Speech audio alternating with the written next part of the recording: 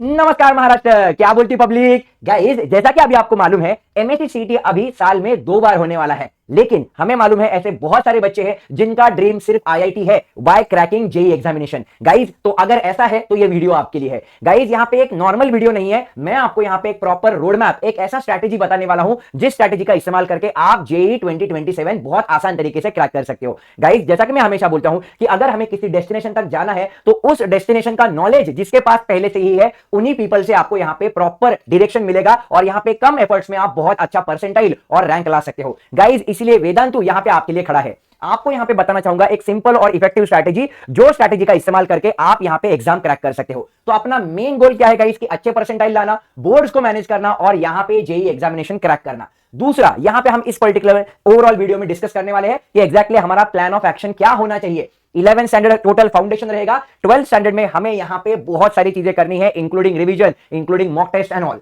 यहां पे अपना मेन फोकस जो होगा बस होगा अपना मॉक टेस्ट के ऊपर और उसके एनालिसिस के ऊपर। सिर्फ मॉक टेस्ट से काम नहीं बनेगा दोस्तों, उसका प्रॉपर एनालिसिस भी होना बहुत ज्यादा जरूरी है। गाइस, मैं आपको यहां पे बस एक इंपॉर्टेंट चीज शेयर करना चाहता हूं कि अगर आप यहां पे क्लास 11th में हो और यहां पे जेई क्रैक करने का सपना देख रहे हो तो गाइस, एचएससी बोर्ड से बाहर आके आपको एनसीईआरटी के ऊपर फोकस करना पड़ेगा, तभी जाके सारी चीजें हमें डिटेल में समझ में आ जाएंगी। अगर हम क्लास 12th में जाएंगे, जल्दी जल्दी अपना बोर्ड का सिलेबस कंप्लीट करके ओवरऑल एनसीईआरटी का यहां पे फाउंडेशन स्ट्रांग करके हमें यहां पे मॉक टेस्ट की तरफ बढ़ना पड़ेगा, जैसे मैंने आपके साथ ये डिस्कस किया है। और लास्ट 3 मंथ्स जो अपने रहेंगे ये अपने रिवीजन के लिए रहेंगे और उसके साथ साथ हम उसमें बोर्ड का भी इंटीग्रेशन करने वाले हैं। गाइस, जैसा मैं आपको यहां पे बोलता हूं, अगर सिर्फ और सिर्फ जेई क्रैक करना आपका यहां पे एम है तो कम से कम 5 से 7 घंटा आपका डेली यहां पे पढ़ाई होना चाहिए। Yes guys, properly focus JEE के लिए यहां पे आपका पढ़ाई होना चाहिए। यहां पे आप देख सकते हो 1.5 to 2 आवर्स के लिए आप मेजर सब्जेक्ट्स पढ़ सकते हो, इसके बाद छोटे छोटे ब्रेक 100% वो तो बनते ही भाई, और यहां पे 30 to 60 मिनट्स आप अपने वीक टॉपिक्स के लिए दे सकते हो। इसके साथ साथ आपका जो वीकली प्लान है ये आपको मालूम होना चाहिए।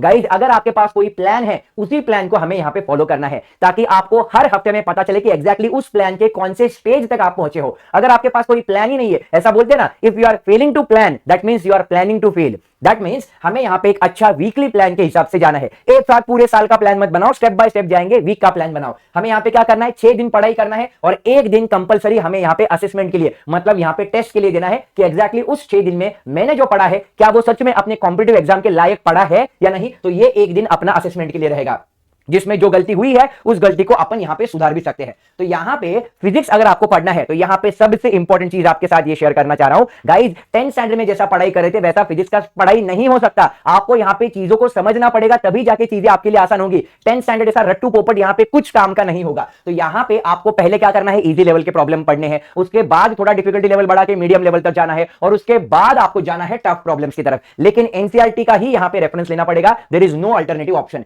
इसके बाद अगर हम केमिस्ट्री के बारे में बात करेंगे तो केमिस्ट्री हमें मालूम है 3 टाइप का केमिस्ट्री होता है, physical chemistry, organic chemistry and inorganic chemistry. बहुत सारे बच्चों को यहां पे प्रॉब्लम आ सकता है, लेकिन ऑर्गेनिक केमिस्ट्री जो है ये अपना स्कोरिंग एरिया है और अगर जेई में हमें अच्छे परसेंटाइल लाने हैं तो यहां पे अपना केमिस्ट्री अपना अच्छा रैंक भी हमें जनरेट करके दे सकता है। बट अगर मैं मैथमेटिक्स के बारे में बात करूं, भाई साहब, मैथमेटिक्स जेई मेंस के बाद जेई एडवांस में तो एकदम खतरनाक लेवल का होता है, सबको मालूम है। तो यहां पे अगर आप मैथमेटिक्स के बारे में बात करेंगे तो यहां पे आपको सबसे पहली बात भाई फॉर्मूले मालूम होने चाहिए। जैसे अंग्रेजी में बात करना है तो मतलब यहां पे प्रॉपर्ली अल्फाबेट्स आने चाहिए, उसी तरह मैथमेटिक्स के ऊपर कमांड लाना है तो 2 चीजें बहुत ज्यादा इंपॉर्टेंट है। पहला है प्रैक्टिस एंड दूसरा है फॉर्मूले। फॉर्मूले ही मालूम नहीं तो मैथमेटिक्स कैसे पढ़ोगे, इम्पॉसिबल है। तो यहां पे हमें क्या करना है, प्रॉपर फॉर्मूले लर्न करने हैं और डेली हमें यहां पे प्रैक्टिस करना है। There is no alternative option. अगर आपको यहां पे बुक्स के बारे में बात करने का यहां पे कोशिश करूंगा तो फिजिक्स के लिए आप यहां पे देख सकते हो, केमिस्ट्री, मैथमेटिक्स सारे सब्जेक्ट्स के लिए मैंने यहां पे बुक्स के नाम दिए हैं। फिजिक्स के लिए अगर यहां पे जेई क्रैक करना है तो सबसे पहले सबसे हाई रैंक पे आएगा एचसी वर्मा और यहां पे आएगा डीसी पांडे। अगर मैं यहां पे केमिस्ट्री के लिए बात करूं तो यहां पे आप देख सकते हो टंडन करके बुक है,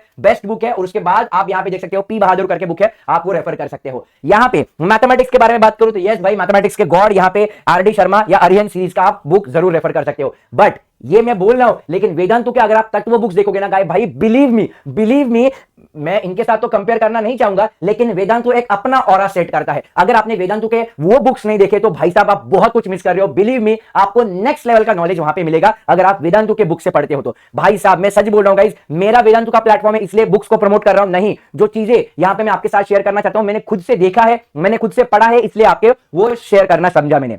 उसके बाद यहां पे हमें क्या करना है गाइस, सबसे इंपॉर्टेंट हमें यहां पे एक्टिव रिकॉल का टेक्निक का इस्तेमाल करना है। मतलब जो भी हमने यहां पे पढ़ा है क्या हम उसको प्रॉपर्ली रिकॉल कर पा रहे हैं या नहीं, ये भी हमें देखना है। उसके बाद अगर आप देखोगे कि जो टॉपिक हमें यहां पे अच्छे से नहीं आते तो उनको हमें कंटिन्यूअसली रिवाइज करना है रेगुलर इंटरवल में। मतलब हमने एक टॉपिक पढ़ा, फिर 4-5 दिन उसके बाद अगर उसको रिकॉल करने का कोशिश किया, नहीं आया तो वापस से उसको एक बार जल्दी से क्विक रिवीजन होना चाहिए। उसके बाद आपको यहां पे एक फेमस करेक्ट यहां पे टेक्निक अप्लाई करनी है। वो टेक्निक ये कहती है कि कोई भी टॉपिक आपको 5 मिनट में समराइज करना है। अगर आप कर पाते हो मतलब उसके ऊपर आपको यहां पे कमांड आ चुका है। एंड लास्टली आपको यहां पे एक मिस्टेक बुक बनानी है जो सबसे ज्यादा इंपॉर्टेंट है। जो कुछ भी आप मिस्टेक करते हो व्हाइल डूइंग दी और व्हाइल सॉल्विंग द टेस्ट, तो जो मिस्टेक्स हुए वो वहां पे बस लिख लो कि ये मिस्टेक मुझसे हुआ था, इसका एक्चुअल सॉल्यूशन ये है। गाइस भले आपको ये ऐसा हल्का लगे लेकिन बिलीव मी ये सारे ट्रिक्स मैंने खुद जो बच्चे आईआईटी से पढ़े हैं उनके साथ मैंने डिस्कस करके निकाला है, तो ये आपको मालूम होना चाहिए। और इसके साथ साथ मैं सबसे इंपॉर्टेंट बात अगर यहां पे करने का कोशिश करूं तो जैसे मैं हर बार बोलता हूं, बार बार बोलता हूं, भाई प्रैक्टिस के सिवा और मॉक टेस्ट के सिवा कुछ नहीं होगा।